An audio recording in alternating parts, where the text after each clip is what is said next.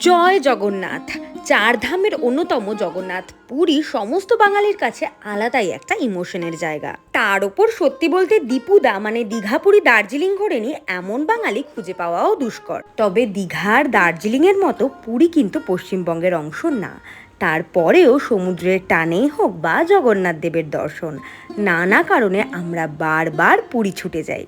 তাই তো আমিও শিয়ালদা স্টেশন থেকে পুরী যাওয়ার জন্য রাত ৮টার দুরন্ত এক্সপ্রেসে উঠে পড়লাম। এই ট্রেনটা খুব কম স্টেশনেই দাঁড়ায় আর অনেকটা তাড়াতাড়ি পৌঁছেও দেয়। শিয়ালদা ছাড়াও হাওড়া, সাঁতরাগাছি আর শালিমার স্টেশন থেকেও পুরীর অনেক ট্রেন আছে। যাই হোক, দুরন্ত এক্সপ্রেস একদম কারেক্ট টাইমে আমাদের ঠিক ভোর ৩:৫৫-তে পুরী স্টেশনে নামিয়ে দিয়েছে।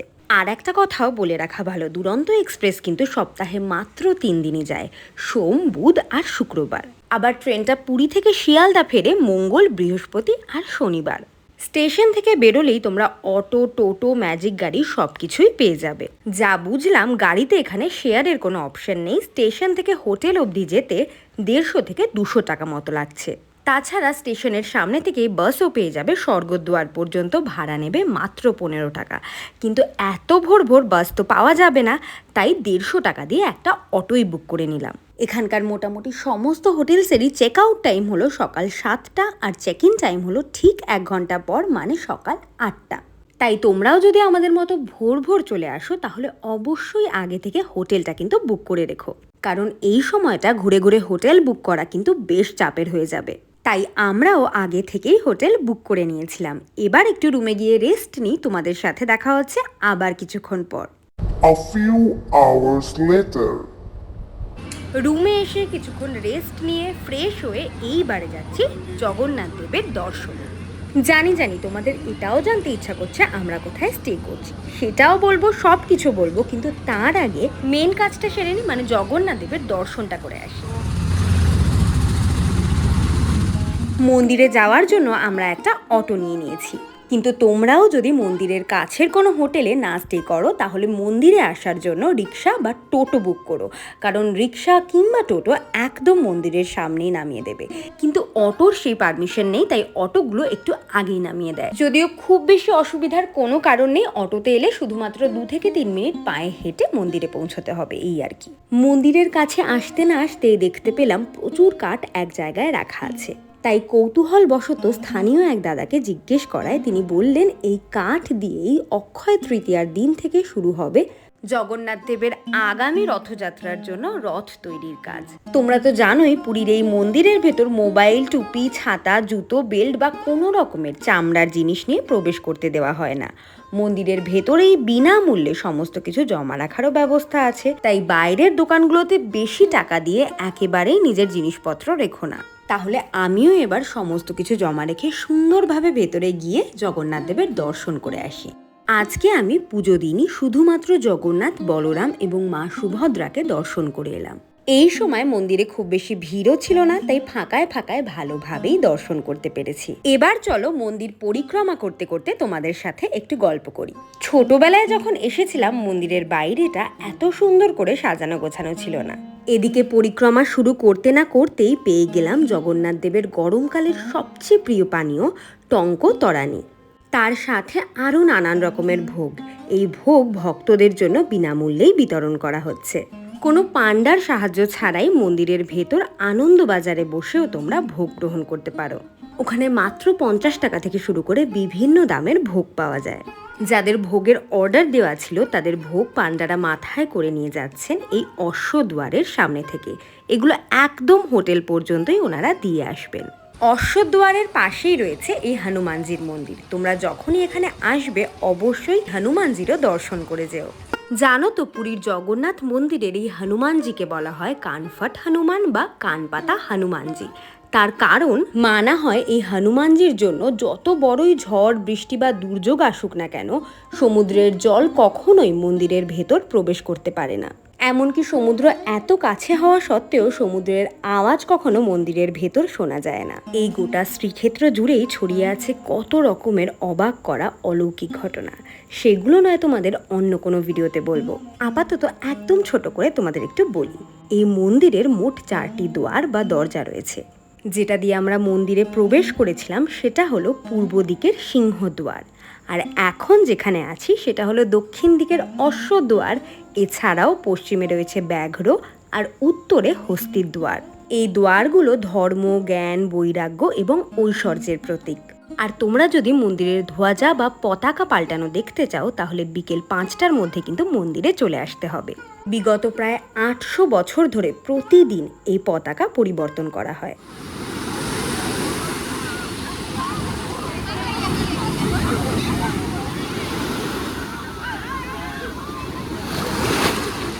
মন্দির থেকে ফেরার পথে কিছুটা সময় সি বিচের ধারে কাটালাম। আমাদের লজটাও সি বিচের কাছেই, জাস্ট পুরী হোটেলের পেছনে। এবারে লাঞ্চটা সেরে নিয়ে আমরা লোকাল সাইট সিংয়ে বেরাবো, কিন্তু তার আগে এই পুরো প্রপার্টিটা যেখানে আমরা রয়েছি চলো সেটা তোমাদের একটু দেখাই।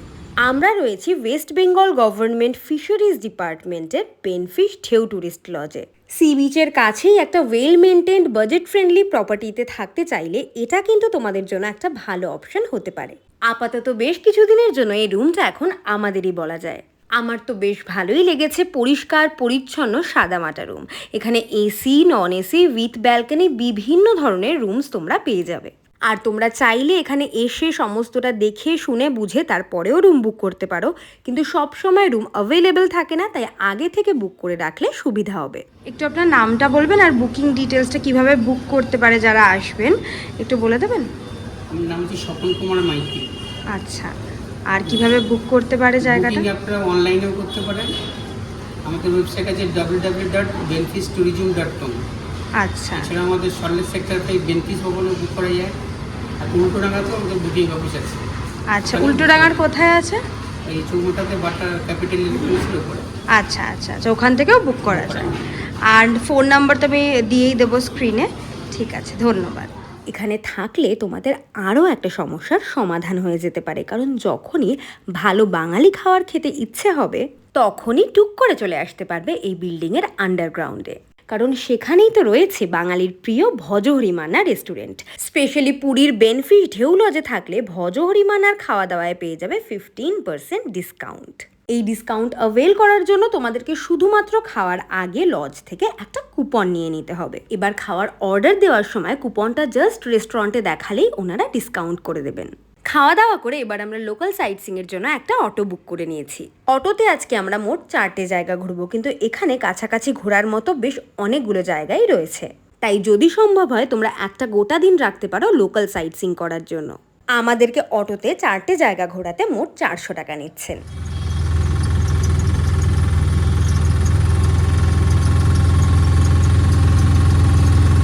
কিছুক্ষণের মধ্যেই এসে পৌঁছলাম পুরীর গুপ্ত বৃন্দাবনে, যার আসল নাম শ্রী গৌর বিহার আশ্রম।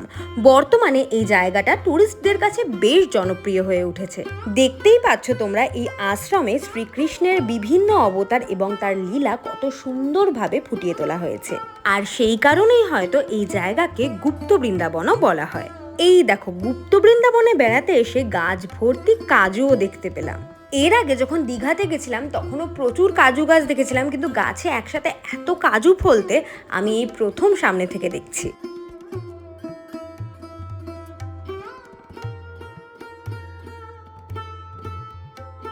পুরীর এই শ্রী গৌর বিহার আশ্রম বা গুপ্ত বৃন্দাবন প্রতিদিন সকাল 7টা থেকে সন্ধে 6টা অবধি খোলা থাকে, আর এখানে ঢোকার জন্য প্রবেশ মূল্য লাগে 10 টাকা করে। এইবারে আমরা চলে এসেছি পুরীর ওমকারেশ্বর শিব মন্দিরে। এই মন্দিরে নানান দেবদেবী থাকলেও মূল দেবতা হলেন ওমকারেশ্বর শিব। এছাড়াও এখানে এলে তোমরা 108 জায়গার শিবলিঙ্গ এক ছাদের তলায় দর্শন করতে পারবে। মন্দিরটা কিন্তু ভারী সুন্দর করে সাজানো, আর এর ভেতরেই তোমরা পেয়ে যাবে সুস্বাদু ভোগও। দামও যৎসামান্য, অন্নভোগ মাত্র 10 টাকা আর পায়েস 20 টাকা।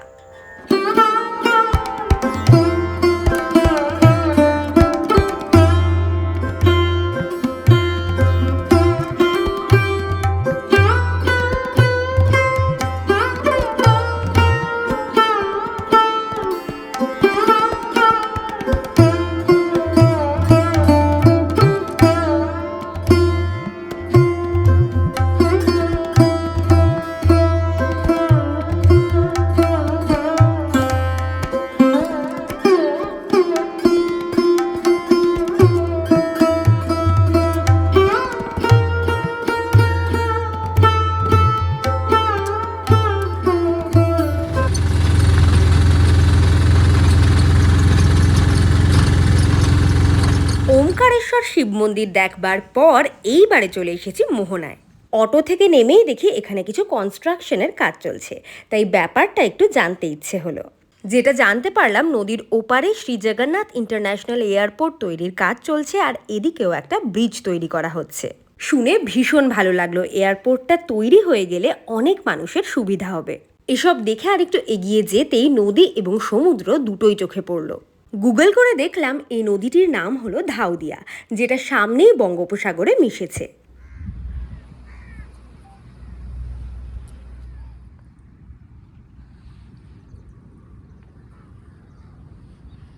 এত সুন্দর শান্ত একটা জায়গা ছেড়ে যেতে তো ইচ্ছে করছে না, কিন্তু উপায়ও নেই, তাই আবার বেরিয়ে পড়লাম। 3টে জায়গা তো আমরা অলরেডি দেখে ফেলেছি, কিন্তু এই চতুর্থ জায়গাটাও আমার কাছে ভীষণ স্পেশাল।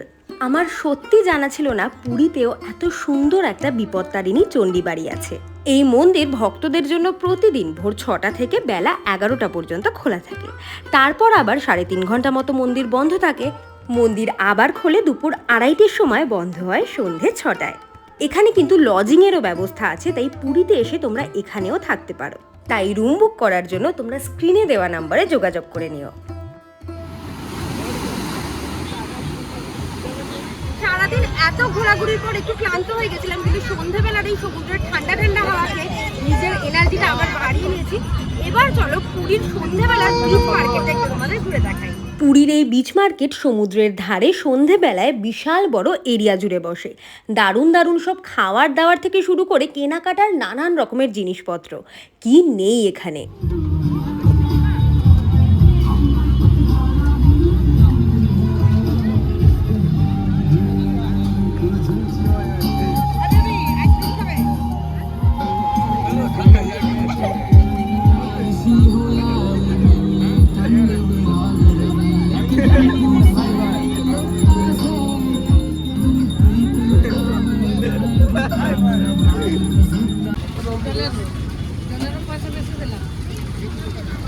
কুমড়ো ফুল কত করে?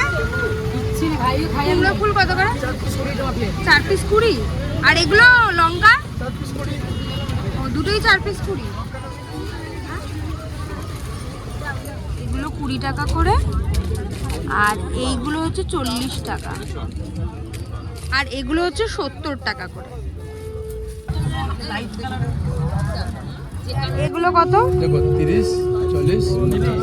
ও আচ্ছা, এগুলো 30, এগুলো 40, এগুলো 50। আচ্ছা, এই কাঠের জগন্নাথ বলরাম সুভদ্রাগুলোর দাম কত? 650।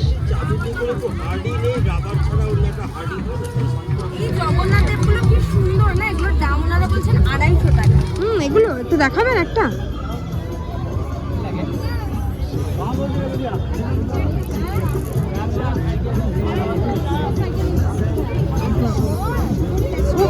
ও আচ্ছা, জোড়া 250। আচ্ছা আচ্ছা আচ্ছা, অনেকটা বড়। ওগুলো জোড়া 250 টাকা। এই গামছাগুলো কত করে? এগুলো গামছা 120 টাকা জোড়া। এগুলো একটা 100 টাকা। এগুলো একটা 100 টাকা, আর এগুলো 120 টাকা জোড়া। এটা এই হোয়াইট গুলো নেবে আর লাল গুলো নেবে, এটা একটা 200 টাকা। পিওর সম্বলপুরি গামছা যে বলে না, আর পিওর কট্টি গামছা এইগুলো। এগুলো কিন্তু নারকলের ওপরে পেন্টিং করা, দেখো মাত্র 90 টাকা দাম। কি সুন্দর কাজ। 80 টাকা করে। আর একদম ছোট বাটি কত থেকে স্টার্ট? এইটা এইটা কত? তিনটে 100। আর এগুলো 50 টাকা।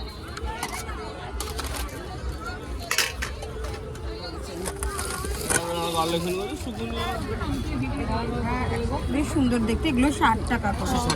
প্রায় সমস্ত বাঙালির রান্নাঘরেই অন্তত একটা হলেও পুরীর এই স্পেশাল কাজ করা বাসন থাকবেই। আর এখানে দেখলাম শঙ্খের দামও কিন্তু যথেষ্ট কম। বিভিন্ন ধরনের খুব সুন্দর সুন্দর শঙ্খ পাওয়া যাচ্ছে। তবে হ্যাঁ, অবশ্যই ভালো করে যাচাই করে তারপরেই কিনো।